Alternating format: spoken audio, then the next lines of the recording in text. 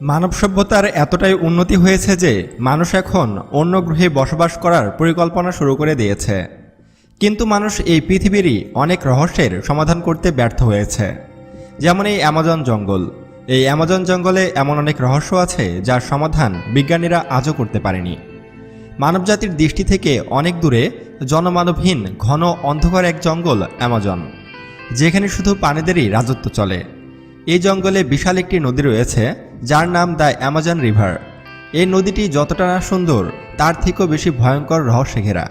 যদিও কিছু বিজ্ঞানী এই জঙ্গলের কিছু রহস্য উন্মোচন করে বিশ্বের সামনে তুলে ধরতে সক্ষম হয়েছে, কিন্তু তারপরেও এই জঙ্গলে এখনও অনেক এমন রহস্য রয়েছে যা বিজ্ঞানীরাও উন্মোচন করতে ব্যর্থ হয়েছে, যা কেবল কল্পনার মধ্যেই সীমাবদ্ধ থাকে। আজকের এই ভিডিওটিতে আমি আপনাদের সামনে অ্যামাজন জঙ্গলের অবিশ্বাস্য কিছু তথ্য তুলে ধরব, যা আপনি জীবনে প্রথমবার দেখতে চলেছেন।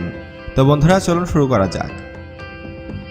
Number 1, boiling river. বেশিরভাগ নদীর পানি শীতল হয়ে থাকে, যা মানুষসহ অন্য পানি পান করতে পারে। কিন্তু এই ক্ষেত্রে অ্যামাজনের এই নদীটি সম্পূর্ণ ভিন্ন, কারণ এই নদীর পানি অন্যান্য নদীর পানির মতো ঠান্ডা বা শীতল নয়, বরং এই নদীতে ফুটন্ত পানি প্রবাহিত হয়। এই নদীর পানির তাপমাত্রা 110 ডিগ্রি সেলসিয়াস পর্যন্ত উঠে যায়। কিছু কিছু জায়গায় এই নদীর পানির তাপমাত্রা আরও বেশি। এই নদীর পানি এতটাই গরম যে এই নদীর পানিতে আপনি ডিম সিদ্ধ করেও খেতে পারবেন। এই কারণে এই নদীটিকে বয়েলিং রিভার বলে ডাকা হয়। এই নদীটি অ্যামাজন অববাহিকায় অবস্থিত। 2011 সালে হ্যানরিস রুজো নামক এক ব্যক্তি এই নদীটির সন্ধান পায়। এই নদীর পানি 365 দিনই টকবক করে ফুটতে থাকে, আর এর মধ্যে হাত রাখলে হাতে ফোসকাও পড়ে যেতে পারে। যদি আপনি ভুল করেও এই নদীতে পড়ে যান, তাহলে আপনার মৃত্যু অবধারিত। এই নদীটি পিপাসত্ব প্রাণীদের কাছে মৃত্যুর কুয়ো। যদি এই ফুটন্ত নদীতে কোনো প্রাণী পড়ে যায়, তাহলে তাদের দেহের মাংস এতটাই ভয়ঙ্করভাবে সিদ্ধ হয় যে তাদের শরীরের শুধু হাড়গুলোই দেখা যায়। কিন্তু সবচেয়ে অবাক করা বিষয়টি হলো যে বর্ষাকালেও এই নদীর পানি টকবক করে ফুটতে থাকে। বিজ্ঞানীরা আজও এই নদীটির রহস্য উন্মোচনের চেষ্টা চালিয়ে যাচ্ছে, কিন্তু সফল হতে পারছে না। এই নদীর পানি কেন সবসময় এভাবে ফুটতে থাকে তা কেউই জানে না। নিশ্চয়ই একমাত্র আল্লাহই এই নদী সম্পর্কে ভালো জানেন। নাম্বার 2, ইলেকট্রিক ইল। বন্ধুরা, বিজ্ঞানীরা অ্যামাজন নদী থেকে এমন একটি মাছ পেয়েছে যে মাছটি বিদ্যুৎ উৎপন্ন করে ইলেকট্রিক শক দিতে পারে, আর এই কারণেই এই মাছটির নাম রাখা হয়েছে ইলেকট্রিক ইল। আপনি জানলে অবাক হবেন, এই মাছটি 460 ভোল্ট পর্যন্ত বিদ্যুৎ উৎপন্ন করতে পারে। অ্যামাজন জঙ্গলে এমন অসংখ্য ঘটনা রয়েছে যেখানে ইলেকট্রিক ইল মানুষকে বৈদ্যুতিক শক দিয়ে মুহূর্তে মেরে ফেলেছে। মানুষকে ছাড়ুন, আপনি জানলে আরও অবাক হবেন, ইলেকট্রিক ইল তার থেকে বড় পানি কুমিরকেও ইলেকট্রিক শক দিয়ে মেরে ফেলেছে। বিজ্ঞানীদের মতে ইলেকট্রিক ইলের 460 ভোল্ট কারেন্ট যে কোনো শক্তিশালী মানুষকে মেরে ফেলতে যথেষ্ট। এই মাছটি কেবল জলের মধ্যে থেকেই ইলেকট্রিক শক দেয় না, এমনকি এরা জল ছাড়াও ইলেকট্রিক শক দিতে সক্ষম। Number 3, green anaconda. সাপের দুনিয়ায় অ্যানাকন্ডার নাম অনেক সম্মানের সাথে নেওয়া হয়, কিন্তু যদি অ্যামাজন জঙ্গলের অ্যানাকন্ডার প্রশংসা বলা হয়, তাহলে গ্রিন অ্যানাকন্ডার জায়গা কেউই নিতে পারবে না।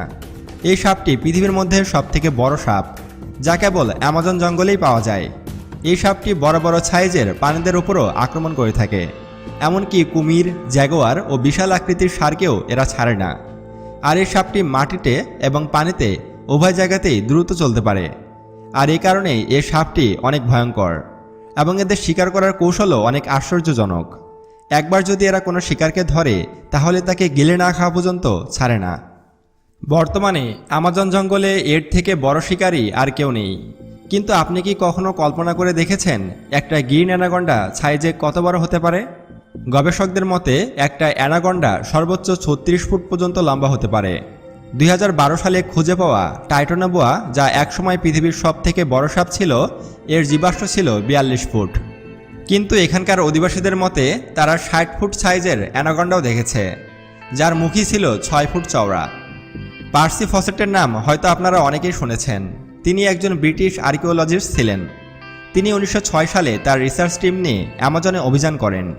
তিনি অভিযান থেকে ফিরে দাবি করেন তিনি 62 ফুট লম্বা অ্যানাকন্ডা সাপ দেখেছেন। এমনকি সাপটির উপরে তিনি গুলিও চালান। শুধু তাই নয়, তিনি অ্যামাজনে 5 ফুট সাইজের বিশাল মাকড়সাও দেখেছিলেন, যা সত্যি অনেক আশ্চর্যের বিষয়। এখানকার অধিবাসীদের মতে এখানে 6 ফুট সাইজের বিশাল মাকড়সাও রয়েছে, আর এই মাকড়সাগুলো তাদের শিশুদের ওপরে আক্রমণ করেছিল। পার্সি ফসেট মনে করেন এই জঙ্গলে এমন অনেক রহস্য লুকিয়ে রয়েছে যা এখনও আমাদের কাছে অজানা। এই সব রহস্য জানার জন্য তিনি 1922 সালে বিশাল টিম নিয়ে আবারও নতুন করে অ্যামাজন অভিযান শুরু করে। আপনার জানা উচিত অ্যামাজন এতই বড় জঙ্গল যে যেখানে 38টি বাংলাদেশ এঁটে যাবে, অর্থাৎ অ্যামাজন জঙ্গল বাংলাদেশের চেয়েও 38 গুণ বড়। আর এই জঙ্গলের মাটিতে সূর্যের আলো পৌঁছায় না বললেই চলে। 24 ঘন্টা এই জঙ্গল অন্ধকারে আচ্ছন্ন থাকে, যেখানে বৃষ্টির জল মাটিতে পৌঁছাতে 10 মিনিট সময় নেয়। এটা এমন এক ভয়ঙ্কর জঙ্গল যেখানে ছোট বড় সব প্রাণীকে লড়াই করে বাঁচতে হয়, যেখানে পিরানহার মতো মাংস চিবিয়ে খাওয়া মাছ এবং জলস্থলে আক্রমণ করা ভয়ঙ্কর কুমির রয়েছে, যেখানে গিয়ে ফিরে আসা প্রায় অসম্ভব। এসব ছাড়াও এই জঙ্গলে বৈদ্যুতিক শক দেওয়া ইল মাছ, সব থেকে শক্তিশালী ভয়ঙ্কর চিতা, রক্ত চুষে খাওয়া বাদুর, এসব ছাড়াও আরও নাম না জানা ভয়ঙ্কর ভয়ঙ্কর সব প্রাণী রয়েছে আমাজন জঙ্গলে। এইখানে শুধু একটি জিনিসই চলে, হয় মারো না হয় মরো। হয় তোমাকে শিকার করে খেতে হবে অথবা তোমাকে অন্যের শিকার হতে হবে। প্রচণ্ড বৃষ্টিতে, উত্তপ্ত রোদে আর গভীর অন্ধকারের সাথে লড়াই করতে করতে এখানকার জঙ্গলি অধিবাসীরা নিজেকে বাঁচিয়ে রাখার আজব সব টেকনিক শিখে গেছে। কিন্তু সভ্য দুনিয়ার মানুষ যদি এই জঙ্গল জয় করার স্বপ্ন দেখে তাহলে নিজের মৃত্যুকে আমন্ত্রণ করা ছাড়া আর কিছুই নয়। এই কারণে ব্রিটিশ আর্কিওলজিস্ট পার্সি ফসেট এই জঙ্গলে অভিযান করার সময় রহস্যজনকভাবে হারিয়ে যায়। তার সঙ্গে তার বড় ছেলে এবং বিশাল একটি টিম ছিল, কিন্তু তারা সবাই জঙ্গলে রহস্যজনকভাবে হারিয়ে যায়। পরবর্তীতে তাদের আর খুঁজে পাওয়া যায়নি। 2002 সালে এক ক্যাথলিক পাদ্রী এই জঙ্গল থেকে 65 ফুট লম্বা অ্যানাকন্ডা দেখার দাবি করেন।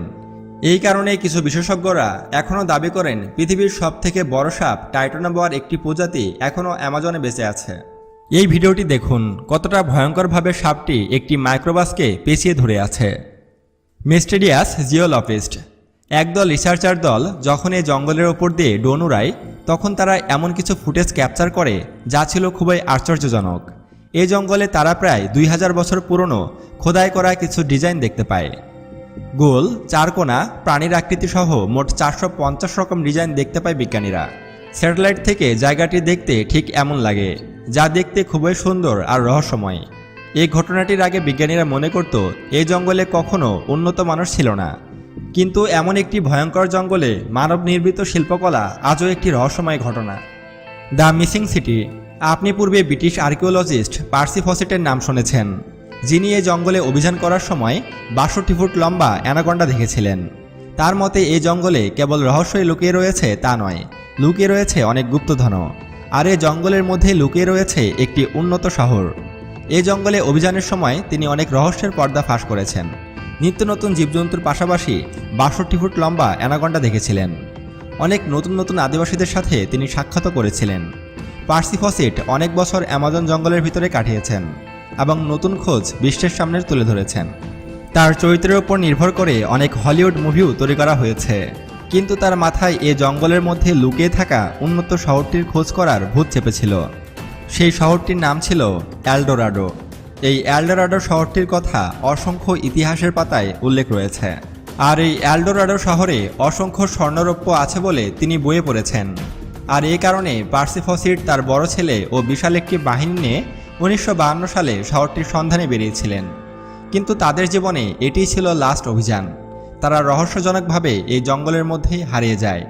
পরে তাদের খুঁজতে অনেক সার্চিং টিম পাঠানো হয়, কিন্তু তারাও আর ফিরে আসেনি। পরবর্তীতে কাউকে আর খুঁজেই পাওয়া যায়নি। প্রায় 100 জনের বিশাল দল ছিল পার্সি ফসেটের, কিন্তু তারা সবাই হারিয়ে যায়। আসলে কি ঘটেছিল তাদের সঙ্গে? সত্যিই কি তারা সেই হারিয়ে যাওয়া শহরটির সন্ধান পেয়েছিল আর সেখানেই কি তারা থেকে যাওয়ার সিদ্ধান্ত নেয়, নাকি মানুষকে আদিবাসীদের পাল্লায় পড়েছিল তারা আর তাদের মৃত্যু হয়, নাকি বড় কোনো প্রাণী তাদের গিলে খেয়েছিল? তাদের সঙ্গে কি ঘটেছিল তা পরবর্তীতে আর কখনো জানা যায়নি। Strange bird. এই গাছটিকে দেখুন। এখানে কিছু দেখতে পাচ্ছেন কি? ভালো করে দেখুন।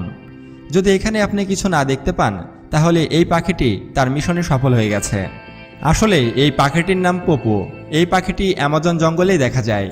এই পাখিটির ছদ্মবেশ ধারণ করার ক্ষেত্রে অনেক দক্ষ। আসলে এই পাখিটির গায়ের রং এবং দেহের রং এমন যে এটি গাছের ডালের সঙ্গে সহজে মিশে যেতে পারে আর দীর্ঘক্ষণ কোনো রকম নাড়াচাড়া না করে থাকতে পারে, ফলে কোনো শিকারী এদের দূর থেকে দেখতেই পায় না। আর এই পাখিটি একমাত্র অ্যামাজন জঙ্গলেই দেখতে পাওয়া যায়। তো বন্ধুরা, অ্যামাজন জঙ্গল সম্পর্কে জানতে পেরে আপনার কেমন লাগলো তা অবশ্যই কমেন্ট করে জানাবেন। আর আজকের মতো এ পর্যন্তই, দেখা হচ্ছে পরবর্তী ভিডিওতে। আজকের মতো বিদায় নিচ্ছি, আল্লাহ হাফেজ।